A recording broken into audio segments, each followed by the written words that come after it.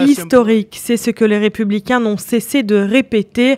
Un an après son élection, cette réforme représente une victoire politique retentissante pour le président, qui espère en faire un argument électoral décisif aux législatives de novembre 2018. Je dois dire que c'est une nuit historique. Les démocrates ont dit que les Américains se souviendront de cette nuit. Je pense que c'est le cas parce que nous avons adopté l'un des allègements fiscaux les plus importants de l'histoire du pays. Et les personnes présentes ici ont toutes contribué à rendre cela possible.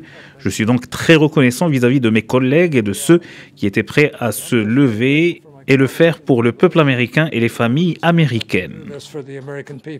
Si la baisse d'impôts est permanente pour les sociétés, elle ne durera que jusqu'en 2025 pour les ménages.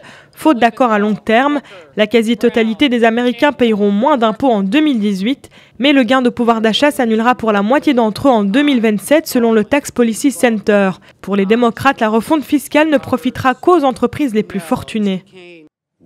Quelle disgrâce, voilà ce qu'est ce projet de loi. C'est une honte absolue.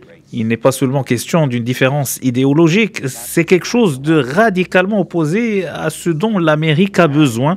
Il n'y a aucune raison, mais vraiment aucune, pour qu'une seule famille de classe moyenne paye plus, alors que chaque entreprise paye moins.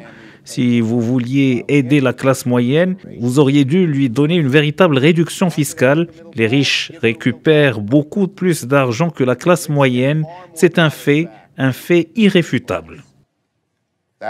La réforme réduira dès 2018 les impôts fédéraux sur les sociétés et sur le revenu à un coût de 1 500 milliards de dollars pour les finances publiques sur la prochaine décennie. Elle poussera la croissance au-delà de 3%, ce qui générerait de nouvelles rentrées fiscales. Mais des analyses indépendantes estiment que ces rentrées ne compenseront que partiellement les 1 500 milliards de déficit supplémentaires. Pour l'instant, les Américains sont sceptiques. Selon les sondages, 2 tiers jugent que les baisses d'impôts profiteront plus aux riches qu'à la classe moyenne.